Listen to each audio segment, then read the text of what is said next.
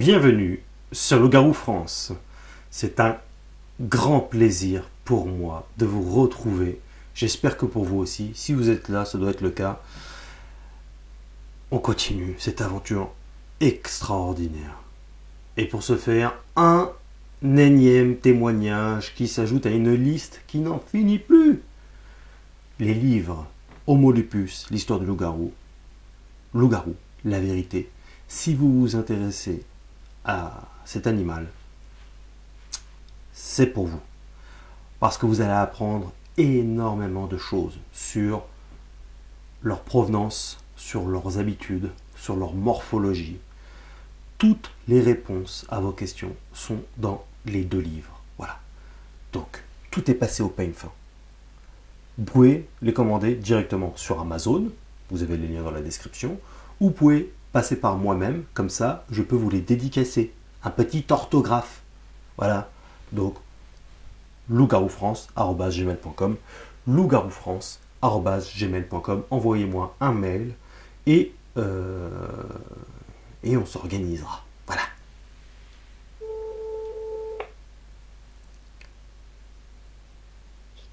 Yes. Oui, salut, c'est Morgane de Loup-Garou France. Ça va? Alors, je t'entends mal là. Ça coupe un peu. Ah. Là, Attends, dis-moi. ça semble être mieux. C'est mieux ici Ouais, comme ça? ouais, c'est bon. Ouais, Alors, c'est mieux. Bon, tu es un heureux élu. ok, super. C'était quand, où, quand, comment? On veut tout savoir sur Loup-Garou France. Où est-ce que c'était? Alors, c'était dans l'Aveyron, sur la commune de Broma, voilà, dans un petit lieu-dit aux alentours. Broma, ça s'écrit comment? B-R-O-2-M-A-T. D'accord. C'était quand? Alors, c'était en 2003, au mois d'août. Ouais. Et c'était pendant la nuit.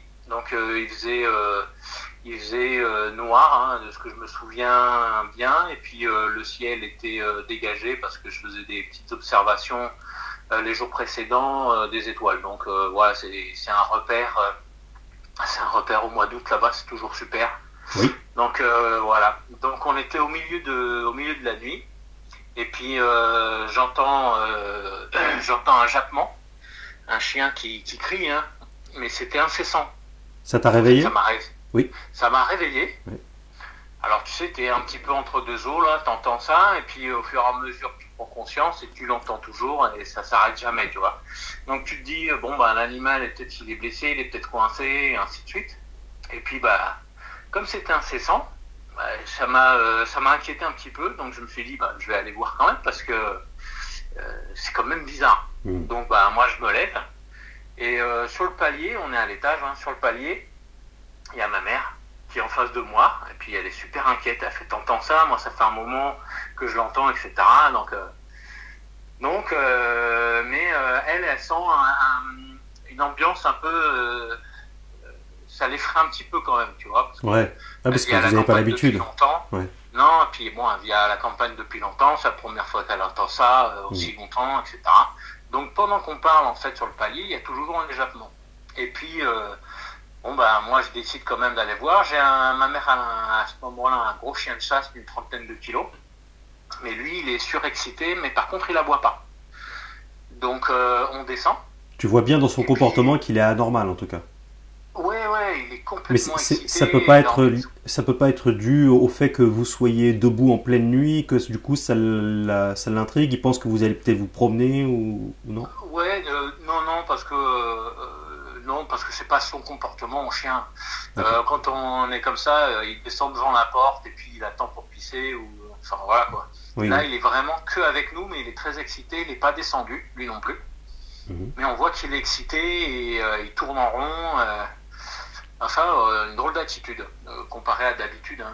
Donc à ce moment-là, le chien il doit avoir peut-être 7-8 ans. Donc il est quand même en forme. Il va très régulièrement à la chasse. Donc, il est en pleine possession de ses moyens et c'est le chien qui est physique, etc. Mais bon, voilà, il descend pas. Mais par contre, il est complètement excité. On le voit, il tourne. Voilà. Donc on descend. Donc le chien, il nous suit. Ma mère nous suit aussi. Et puis elle me dit que sois prudent quand même, on sait jamais, ainsi de suite. Alors moi, de par nature, je suis plutôt curieux. Donc, ben, je descends, mais bon, je me dis, écoute, dans le doute, j'ai pris un couteau, hein, d'une lame d'une trentaine de centimètres, parce que je sais pas, hein, peut-être que l'animal est blessé, peut-être qu'il est confronté à un autre animal, ainsi de suite. Ouais, je me dis, je vais pas regarder dehors et me faire moi prendre un coup, n'importe quoi, tu vois. Et du coup, je prends le couteau et je prends une grosse lampe. Alors, je prends une grosse lampe avec un bouton poussoir sur le dessus, un espèce de gros phare qui éclaire dans 50-60 mètres, tu vois, un truc vraiment gros pour la campagne. En plus, je prends ça parce que à l'extérieur de la maison, sur la gauche, j'ai un poteau électrique. Tout en haut, il y a une ampoule électrique, hein, à cette époque, enfin à ce moment-là. Il n'y a pas de, c'est pas vraiment une ampoule qui diffuse vraiment beaucoup de lumière. Ça t'éclaire juste sur le devant promontoire de la maison, en fait, si tu veux. Oui. Donc je sais que quand je vais sortir, je vais rien voir du tout. D'accord. Tu vois, pas grand-chose, tu vois. Et donc les jappements, par contre, là, je me rends compte que ça a cessé, qu'il n'y a plus de bruit. Donc au moment où j'arrive sur la porte d'entrée, je vais ouvrir et la porte s'ouvre de la droite vers la gauche. Donc j'entrebâille la porte. Donc j'ai quand même la lampe, etc. Donc bon, c'est une petite clenche, je la pousse, j'ouvre et là j'éclaire sur la droite, là où j'entendais les jappements. Hein, même quand on était en haut, on savait bien qu'ils donnaient vers la droite. Alors j'entrebâille et la maison continue sur 15 mètres sur ma droite. Donc là, j'éclaire le truc et puis là, bah, avec la lumière, hein, je vois directement une scène qui est, elle, un tout petit peu plus loin que la maison, donc je dirais entre 15 et 20 mètres, vraiment pas plus. En plus, là, avec l'émission, j'ai été regarder un petit peu sur Google et c'est exactement ça. Hein. 17 mètres, 18, enfin voilà quoi. Ouais. Okay. Ouais. Donc ben, je regarde et puis là en fait, j'arrive pas à distinguer. Je vois une masse noire. Alors, je vais expliquer pourquoi je vois une masse noire. En fait, si tu veux, je vois ce qui me choque tout de suite. Je vois deux yeux jaunes très écartés. Tu vois. Alors, je pourrais pas te dire ce qui me regarde ou qui me regarde pas. C'est vraiment un sanglier. Ouais, c'est ça. Ou un hérisson. Ouais. Un vieux sanglier aux abois qui sous en fait, je sais pas. Surtout que je le rappelle pour l'audience, les sangliers, il n'y a pas de reflet dans les yeux des sangliers. Ouais, oui, et puis d'ailleurs, même les chiens ou d'autres animaux, tu peux avoir des reflets, c'est grisé, tu vois. Donc là, pas du tout. Hein, c'est vraiment jaune. C'est jaune. Alors le jaune, il est quand même perçant. Hein. Mais les deux yeux jaunes. Alors je vois bien que c'est des yeux parce que c'est la forme d'yeux. Ils sont très éloignés l'un de l'autre, hein, comme si c'était une tête énorme en fait, si tu veux. Alors, au début, je me rends pas trop compte, tu vois. Alors je vois ça, je vois une masse de fou parce que la masse se découpe par rapport à l'arrière-plan. Tu vois. L'arrière-plan, c'est quelques arbres, c'est une petite haie, etc. Parce qu'il y a des voisins de l'autre côté. Donc, ben, avec la lumière, je vois que ça se découpe. Je vois, en premier lieu, je vois ça. Et puis, en fait, cette tête, parce que ça va être une tête, je vois le triangle du museau, je vois les yeux et je vois une oreille tirée vers l'arrière. Et un dos, ce qui me paraît être un dos ou des poils ou un truc comme ça, là, complètement, comment on va dire, énorme quoi. En fait, tu vois, c'est hors norme, un truc rond comme ça, voilà. Il avait une tête de, c'était une tête de quoi exactement? Alors moi, j'ai associé ça à une tête de loup. Tu vois, dans la forme, dans la largeur, la triangulation du museau. Ou ça, tu vois, j'ai pensé à ça, ou à un berger allemand, mais bon... mais tu t'es dit quand même, c'est un loup, mais c'est un loup bodybuildé, tu t'es dit ou... Enfin, ça a été vite. Enfin, je me suis dit, tu vois, c'est un loup comme dans les films, tu vois. Ouais. Voilà, c'est la réflexion que j'ai eue, c'est un loup comme dans les films, tu vois. Donc Bon, écoute, c'est la première sensation que j'ai. Et puis, en fait, la tête, elle est au ras du sol. Je vais te dire pourquoi. Elle est au ras du sol, et puis juste sous sa gueule, si tu veux. En fait, il est en face de moi, hein, mais devant lui, je vois un ventre. Un ventre, alors, étant donné qu'il y a eu des jappements, j'associe ça peut-être à un chien.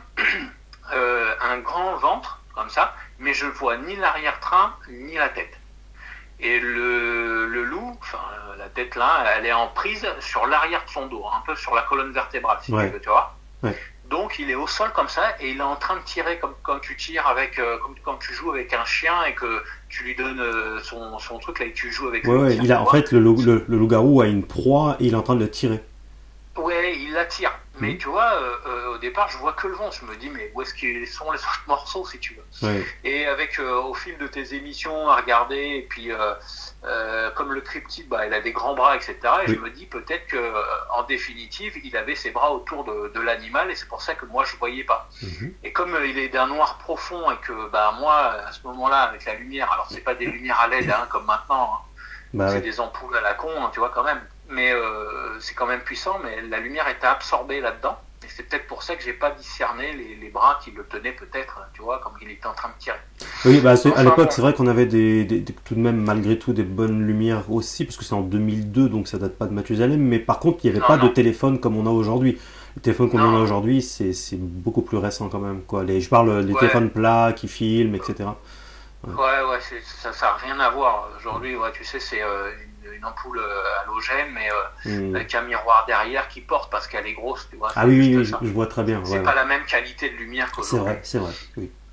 Donc, bah voilà, c'est pour ça que je distinguais, mais la lumière était vraiment comme absorbée. La bête était à combien de mètres de toi à ce moment-là? Alors, je te dis là, entre 15 et 20 mètres, hein, pas plus. 15 et 20 mètres, ouais, donc c'était proche quand même, c'est pas comme si c'était... Ouais, c'était vraiment proche, je voyais vraiment très bien.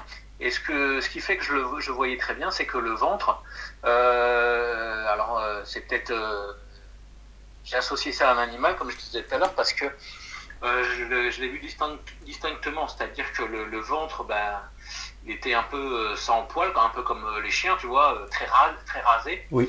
Et un petit peu au-dessus, il était de couleur marron et il y avait des bouclettes, si tu veux. Tu vois, c'est pas un gibier parce que bon, il n'était pas assez épais, hein, ou alors un tout petit. Mais bon, il était vraiment plus en longueur, mais il y avait des boucles marron. Un gibier, c'est des poils drus et courts, voilà quoi. C'était différent, tu vois. Marron. Il a pas chopé un chien qui vit dans les parages Alors dans les parages, alors c'est un lieu-dit à 4 habitants, tu vois, pas plus, et puis on est éloignés les uns des autres.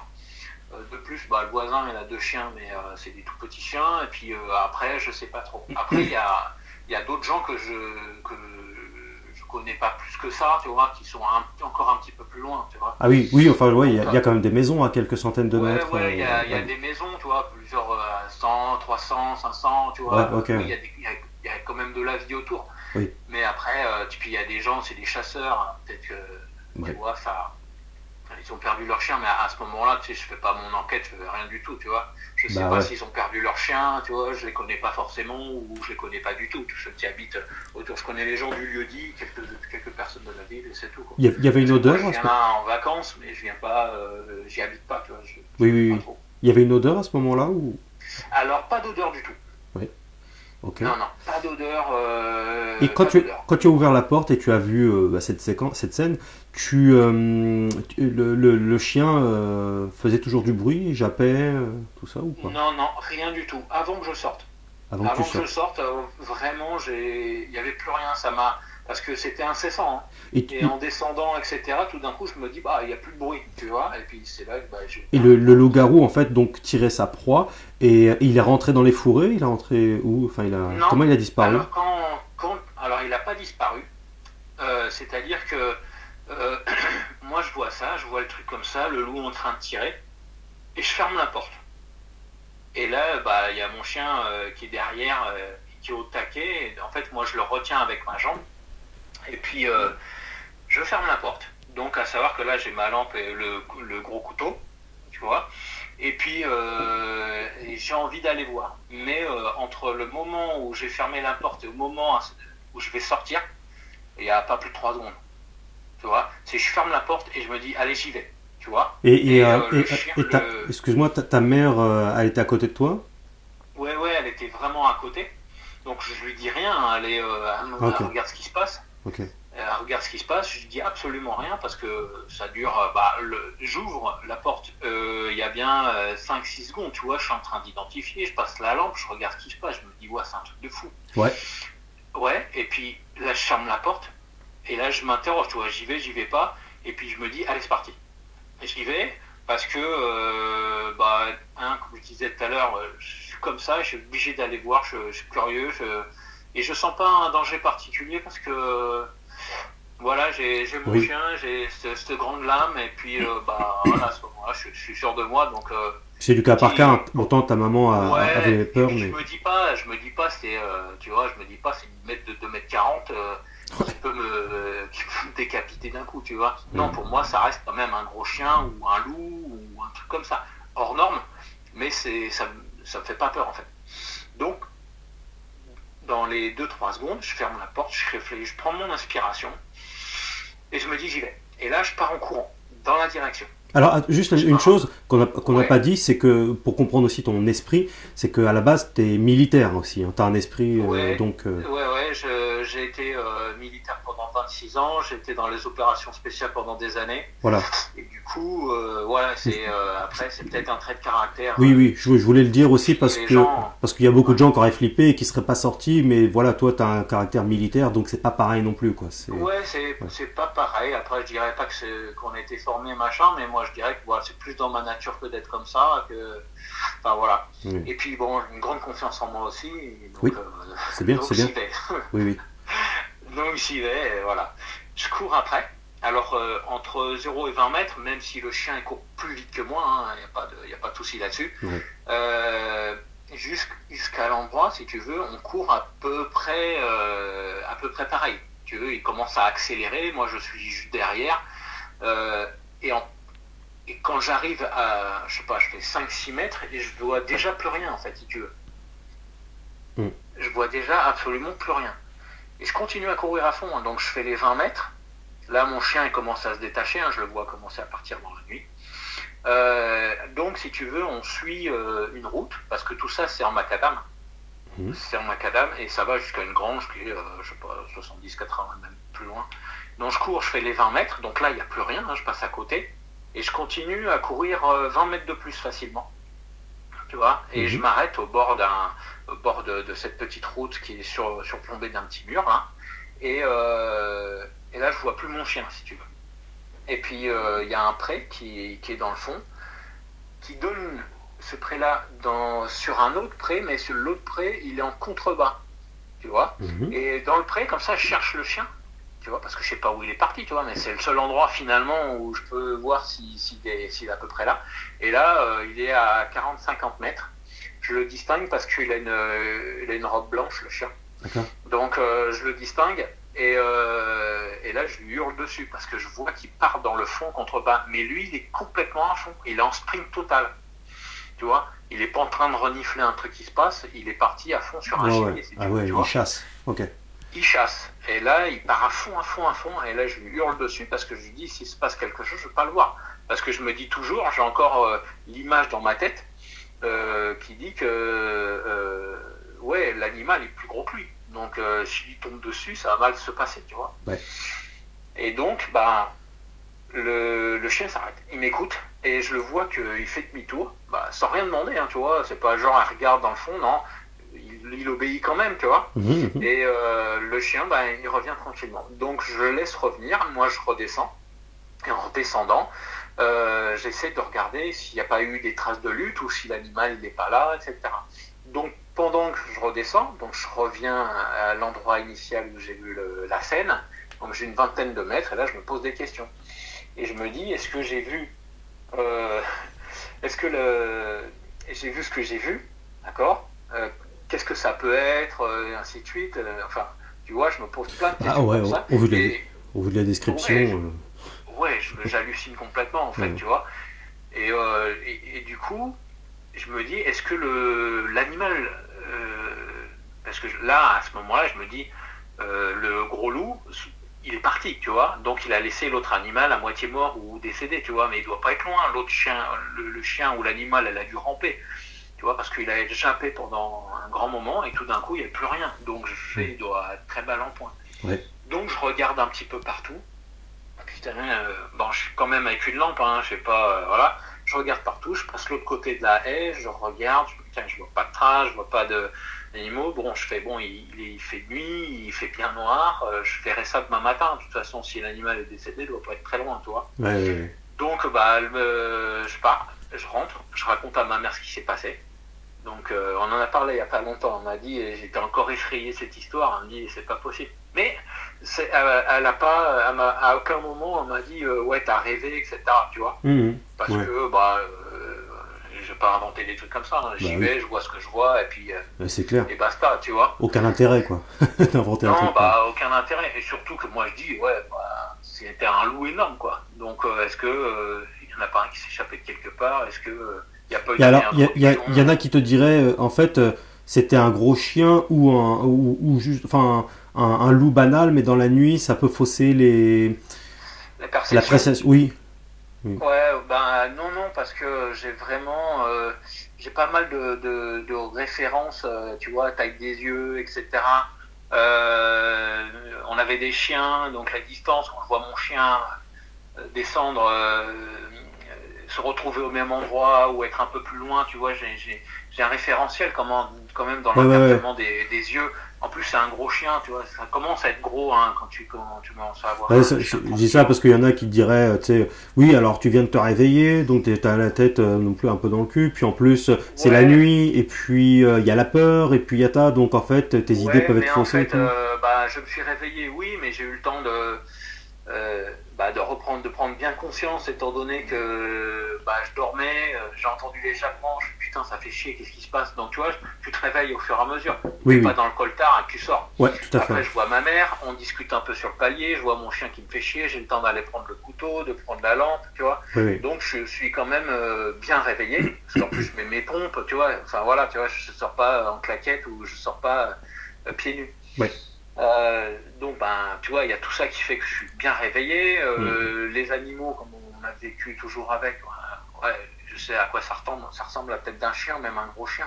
Mais là c'était vraiment hors norme. En fait, ce qui m'a fait vraiment penser à un loup, c'est vraiment le haut du museau très pointu, long, et cette forme caractéristique que tu peux voir sur un loup, tu vois, et l'oreille très pointue en arrière, plus le dos hirsute. Oui. Tu vois, c'est ce que j'ai vu, hein, le dos hirsute. Est très gros, très large. Hein. Vraiment, tout comme ça. Et la tête, parce que tu as le museau, tu vois la taille du museau et tu vois les deux yeux de chaque côté. Mais tout ça, c'est hors norme. Et donc, il avait dans sa gueule le chien, c'est ça? Il avait, moi, ce que je voyais, c'était le chien, enfin, ce que j'appelle le chien, on va dire le chien, allongé. Il y avait le ventre, un petit peu le flanc, et puis toute la tête qui était au niveau de la colonne vertébrale. Ouais, d'accord, ouais. Il était allongé sur le sol et le truc, il était au niveau ras du sol et en train de tirer. T'en as parlé à d'autres personnes que t'as même? Ouais, moi j'en ai parlé, j'ai pas de problème avec ce truc-là parce que moi je sais ce que j'ai vu. Ouais. Donc non, ouais, bah les gens qui. Ah, coupure. Encore la faute à Poutine, ça. Je l'ai vu sur BFM. Ouais. Oui, ça a coupé, excuse-moi. Ouais, pas de souci. Ouais, j'en parle forcément aux gens qui sont un petit peu réceptifs, tu vois, quand on parle des trucs un peu bizarres ou ce qu'on a vécu, parce que tout le monde a vécu des trucs un peu chelous, tu vois. Oui. Après bon. Ouais, t'as pas entendu parler de loups disproportionnés dans les parages, tout ça? Pas du tout, tu vois, ni de chiens, j'en ai pas revu, etc. Donc, tu vois, le lendemain matin, j'y retourne quand même, tu vois, pour voir des traces. Ouais. Tu vois, parce que je me dis, bon, on va voir, quoi. Alors, j'ai pas vu de sang, tu vois, alors peut-être que c'était une mise à mort, j'en sais rien, tu vois, t'es pas obligé d'égorger l'autre animal, et ainsi de suite, hein. Les prédateurs, ils le font, bien sûr. La colonne vertébrale d'autres. Hein. Absolument. Mais les jappements, les bruits que t'entendais qui vous ont réveillé, ça ressemblait plus à un canidé ou ouais, complètement. Un chien, tu sais, des fois, t'as des chiens, même quand ils ont peur ou quand ils sont en train de se battre, hein, ils jappent. Ouais. Et puis ouais, ça fait un petit peu ça. Alors, peut-être qu'il était en fuite et que l'autre il l'a attrapé. Ouais. Parce que les loups-garous voilà, peut-être qu'il se s'attaquent. sentait un petit peu en danger, donc il jappait pour... Voilà. Mais ouais, c'est ça, hein, c'est pas forcément quand... Au vu de la description que tu fais, même si tu l'as pas vu en entier, de la bête, et puis aussi de la victime, et des jappements, etc., il est tout à fait probable qu'un loup-garou se soit aventuré un peu proche des maisons pour choper un chien, voilà, où il a couru après, pendant un certain temps, peut-être qu'il vient d'une maison d'à côté, ou un truc comme ça, ce chien. Ouais, mais ouais, très probablement, hein. Après, voilà, ça faisait un moment, mais il n'était pas que là, parce que ça s'est rapproché, hein, le jappement, si tu veux. Mais tu as passé de nombreuses années, du coup, quand même dans une forme, je dirais, d'errance en termes de connaissance de ce que tu avais vu, parce que c'est quand tu as vu Loup-garou France que tu t'es dit, putain, ça ressemble quand même vachement à... Ouais, et ben, exactement, tu vois. Ça fait 20 ans, en fait, hein, tu vois. Ouais. Bah ouais, complètement, toi. Parce que bah, pour moi, comme tu dis, hein, le loup-garou, ça s'apparente plus à un folklore. Bah oui. Voilà, et puis bon, bah, en regardant un peu de vidéos, parce que bah, je regarde un petit peu tout sur Internet, et puis ces trucs-là, et finalement, je suis tombé sur ta chaîne, et puis ouais, ça m'a rappelé, tu vois, pas tout de suite. Tu vois, c'est en regardant parce que je cherchais pas une réponse à ça, si tu veux. Ouais. Tu vois, je cherchais pas une réponse, mais en s'envoyant les témoignages intéressants, etc., que je me suis rappelé complètement ça. Et puis je me suis dit, putain, mais c'est exactement ce que j'ai vu, si tu veux. Honnêtement, franchement, quand tu as vu Loup-garou France, chasseur de loup-garou, machin truc, tu t'es dit quoi au début? C'est quoi ce barjo? Ou est-ce que... Enfin, comment tu t'es dit quoi au départ? Mais bah, en fait, quand j'ai regardé ça, je me suis pas du tout dit ouais, c'est des barres, c'est des machins. Au contraire, parce que j'ai regardé. Et comme toi, il y a beaucoup de témoignages, je me dis, bah, les gens, tu sais, pas des mythos, puis tu les entends. Tu les entends, tu vois bien qu'ils sont sincères, etc. Ils racontent ce qu'ils ont vu. Il n'y a rien à gagner parce que tu touches rien, tu passes pas en vidéo. Enfin, tu vois ce que je veux dire? Tout à fait, oui, absolument. Ils n'ont aucun intérêt. C'est un témoignage. Et puis, tu as les gens en amont pour savoir si les témoignages sont sincères ou pas. Tu vois ce que je veux dire? Ah oui. Donc, il y a peut-être, tu dis, il y a peut-être une, deux personnes, voilà, mais quand tu racontes quelque chose, tu vois, tu es dans les détails parce que tu sais ce que tu as vu. Donc, tu mentalises ce que tu vois et puis tu le racontes. C'est pas un scénario que tu racontes parce que tu es un gros menteur. C'est clair. Surtout donc, ça m'a convaincu. Ça m'a convaincu de la véracité de l'émission, etc. Donc, j'ai dit, moi, ça fait pas longtemps, hein, je le dis, ça fait peut-être 15 jours que je connais ta chaîne. Si ça t'arrivait aujourd'hui, si tu avais de nouveau cette vision comme ça, tu ferais quoi? Si aujourd'hui... eh ben, je sais pas si je serais allé en courant, tu vois. Ouais. Ouais, je sais pas. Je sais pas, mais peut-être. Tu vois, peut-être. Parce que, voilà. Mais, ou alors j'aurais bien voulu en savoir plus. Et comme tu dis souvent, ça attaque pas l'homme. Alors, est-ce que tu crains vraiment quelque chose si tu y vas, tu vois? Bah, le risque zéro n'existe jamais, bien évidemment. Mais disons que oui, à la base, comme c'est un instinct de survie pour eux de ne pas s'attaquer à un prédateur, donc automatiquement... Ouais, après je sais pas s'il nous voit comme prédateur, mais bon, si depuis longtemps il vit caché, c'est qu'il a ses bonnes raisons. C'est comme les loups. C'est qu'il est intelligent, tu vois ce que je veux dire. Donc, ouais, c'est comme les loups. Les loups nous voient aussi comme des prédateurs, ils se méfient. C'est pour ça qu'ils n'attaquent pas l'homme, c'est une question de survie pour eux. Ouais, voilà, à moins qu'ils soient vraiment obligés, mais lui c'est pareil. Mais après, si tu cours dessus, peut-être que j'aurais pas fermé la porte, tu vois, en sachant ça. Et j'aurais essayé de mieux regarder et regarder jusqu'au bout la scène pour voir si j'aurais pu identifier autre chose, tu vois. Faut donc compter sur la technologie pour et attendre qu'il y ait une machine à remonter le temps pour que tu puisses revivre. Et puis bon, tu vois, tu dis ouais, pourquoi t'as pas filmé machin. Alors moi à l'époque non, mais aujourd'hui tu me dis aujourd'hui j'aurais pas pris mon téléphone en me disant il va se passer quelque chose de fou. Ouais, c'est clair. Tu vois. Bah, tu prends ta lampe torche, tu prends ta lampe LED ou ta lampe dragon, ce que tu veux, là, et puis t'as pas ton téléphone sur toi. Et puis le temps que tu dises, moi, à ma mère, vas-y, va me chercher mon téléphone qui est dans la chambre, faut qu'elle remonte, etc. En fait, jamais j'aurais pu faire quoi que ce soit aujourd'hui, tu vois. Oui. Et puis t'es dans l'instant, t'es pas en train de te dire qu'il va se passer quelque chose, tu vois, c'est ça aussi. Il t'est venu à l'idée de vouloir te mettre un peu à la chasse au loup-garou, dans le sens où tu pourrais acheter des caméras de chasse? Non, ça m'intéresse. D'accord. aujourd'hui, ça m'intéresse de voir. Alors, je ne sais pas par quoi commencer, etc. Donc, je vais commencer à me renseigner. Mais je veux dire, aujourd'hui, j'habite aussi en campagne et je me dis, bah, pourquoi pas qu'il pourrait y avoir quelque chose, tu vois. Absolument. Ça pourrait être éventuellement intéressant, trouver des traces, ainsi de suite, quoi. Bien sûr. Qu'est-ce qui les motive, pourquoi on les voit pas Enfin, ouais, ça c'est super intéressant. Dans mes livres. C'est pas une traque pour les avoir ou machin, mais c'est intéressant de voir que finalement il y a des cryptides. Hein. J'ai regardé, tu vois, par exemple en 2022, il y a eu 144 nouvelles espèces de découvertes. Ah oui, il y en a tout le temps. Sur Terre. En fait, je me dis, voilà, il n'y a pas que des grenouilles et tout ça, tu vois, il peut y avoir quelque chose. On connaît que à peu près 20%, voire 25% de la Terre. Ouais. Ça laisse un peu de marge quand même. Hein. Oui, complètement. Entre les fonds marins, la Terre, tout ça, oui. Ouais, c'est exactement ça. Après, voilà, c'est pas une population. Alors, ils cherchent à se cacher, tu vois. Les ours, ils sont déjà difficiles à voir en France où ils ont été réintroduits, mais c'est pas un animal qui se cache en fait. Et ils sont difficiles à voir, comme les loups. Alors que si tu as un cryptide qui, lui, son seul but, c'est sa propre survie, donc se cacher. Oui. Donc, éventuellement, tu risques pas de le voir comme ça, ou alors... Mais dans mes livres, je réponds à tout ça, toutes ces questions-là. C'est intéressant, je le prendrai pour voir, pour bien m'enseigner aussi, mais c'est vrai qu'aujourd'hui, j'aime pas le mot chasse parce que c'est pas le but, mais...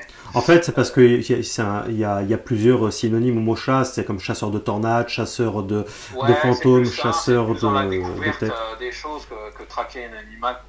Oui, on a toujours l'image du chasseur avec un fusil, mais en fait, il y a les chasseurs d'autographes, chasseurs de têtes, tu vois, c'est le mot chasse, c'est plusieurs significations. Tu comprends bien. C'est un travail journalistique, quelque part, de chasse aux images, chasse à l'information. Petite investigation pour savoir si... Voilà. Ah bah si tu peux le faire, ça sera... C'est pas pour savoir, hein, aujourd'hui je me rends bien compte que c'est une réalité, hein, comme le Sasquatch, etc. Il y a plein de gens qui l'ont vu, qui ont perçu, on les fait plus tôt passer pour des imbéciles qu'autre chose, alors que les gens ils savent ce qu'ils ont vu, tu vois. C'est clair. C'est trop facile de dire c'est tous des tarés, ils ont tous rêvé, c'est tous des mythos ou des drogués ou machin truc, c'est ridicule qu'au bout d'un moment il faut faire intervenir la raison quand même, quoi. Non. Très bien. Bon, tu peux pas délirer collectivement dans des endroits avec des gens tellement différents, dans des endroits différents, tu vois, chaque individu est complètement différent, donc ce qu'il a vu, il l'a vu. Tout à fait. Je ne remettrai pas ça en doute, tu vois. Absolument. Très bien, en tout cas, témoignage très... Je voulais juste te dire, là, pour la conclusion, je me dis, je me permets... Oui, permets-toi.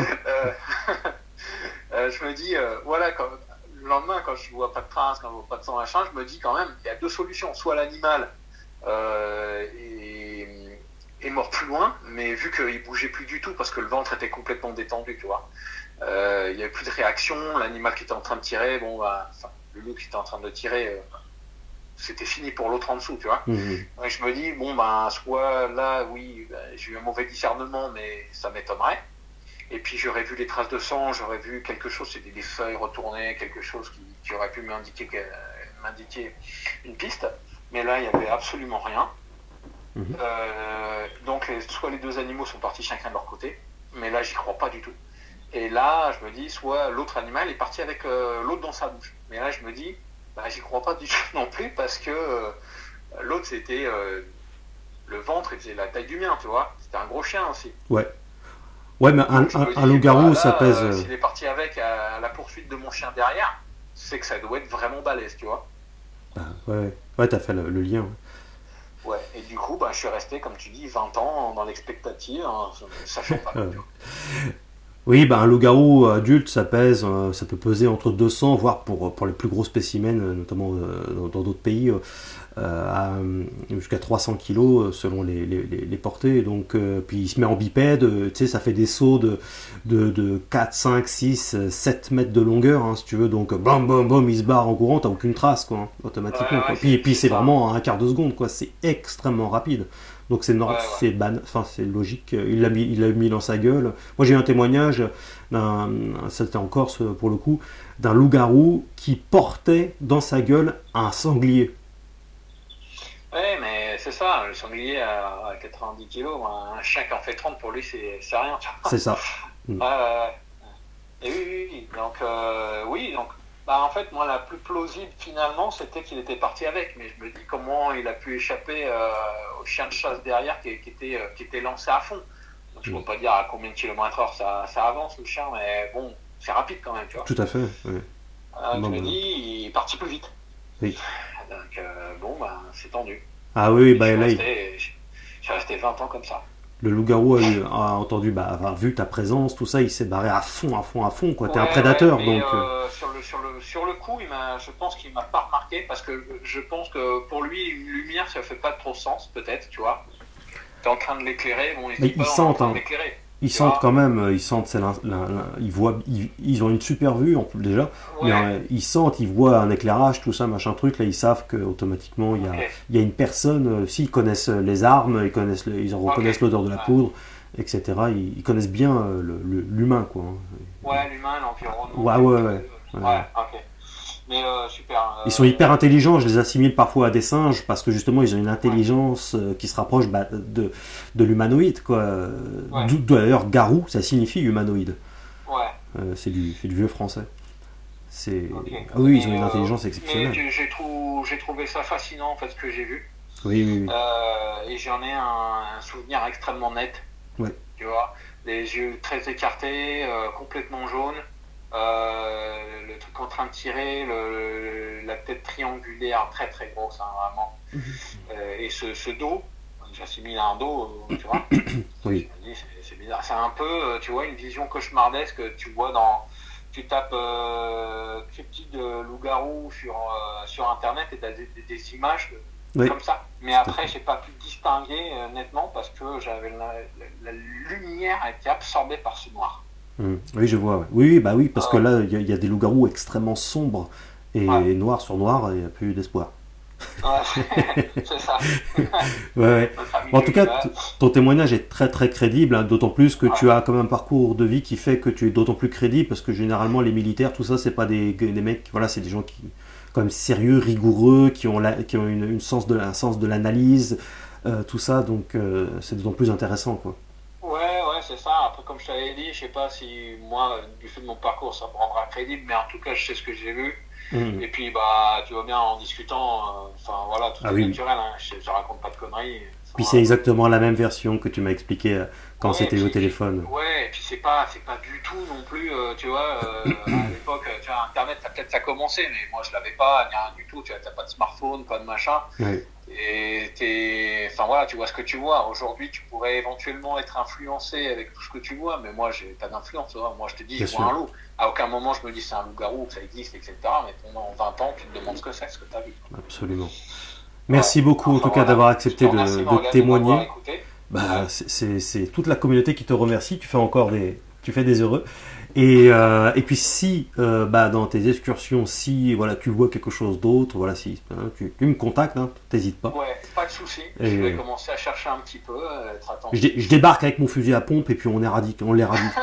Ok, pas de souci. Le forcené de foot. Mais enfin voilà, ouais. Avec ta belle lame. Voilà, t'hésites pas si besoin. Pas de souci. Merci beaucoup. Écoute, voilà, s'il se passe quelque chose ou machin, que je vais être plus attentif et regarder ce qui se passe autour de moi. Tu vois plus les forêts de la même façon finalement maintenant. Et non, tu vois, c'est pas plus effrayant, mais il y a un intérêt particulier, tu vois. Ouais, c'est clair. Voilà. C'est une belle aventure, c'est génial. Allez, merci à toi et puis. Bonne journée, à très bientôt. Salut. Allez, ciao. Ah oui, il a dû se farcir un chien. Ça arrive, hein, les loups-garous, si à un moment donné ils commencent à avoir faim, tout doucement ils vont se rapprocher des villages, des lieux-dits comme ça, des toutes petites villes, et puis ils vont taper dans le chien, dans le chat, dans le... Ça serait bien s'ils tapent dans le Macron, tiens. Dans les canards, les poules, les lapins, enfin bref, voilà, les animaux domestiques, tout ça. Hein. Donc, vous le voyez bien, hein.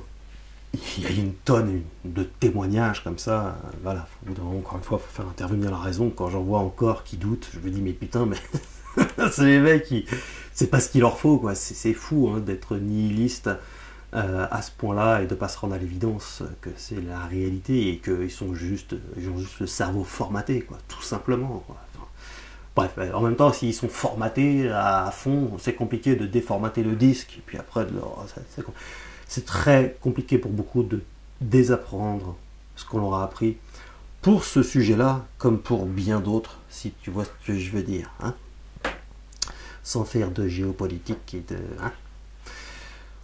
On se retrouve très très bientôt dans une nouvelle aventure. Et n'oubliez pas, on a la boutique sur loup-garou-france.fr. Hein. Le lien est encore dans la description, comme d'habitude, si tu vois cette vidéo sur YouTube. La boutique, voilà, il y a des mugs comme ça, il y a des petits goodies, des t-shirts, des sweats, des trucs de très très bonne qualité d'ailleurs. Hein. C'est des vêtements, des casquettes, des trucs qui font des années et des années. C'est pas de la merde parce que c'est du coton, c'est vraiment de la bonne qualité Spreadshirt. Et ça fait de la promo, ça fait de la pub à Loup-Garou France. J'en ai besoin pour pouvoir faire connaître continuellement mes travaux et vous apporter toujours plus de vidéos. Donc vous faites plaisir, vous me faites plaisir. C'est voilà, c'est donnant. Et je le rappelle, hein, vraiment, les livres, ça vous permet d'avoir toutes les réponses à vos questions si vous voulez découvrir cet animal extraordinaire. Vraiment. Merci infiniment pour votre soutien. On like, bien sûr. Et puis, on s'abonne en cliquant sur la cloche pour recevoir les notifications. On se retrouve très très bientôt. Vous étiez sur Loup-Garou France.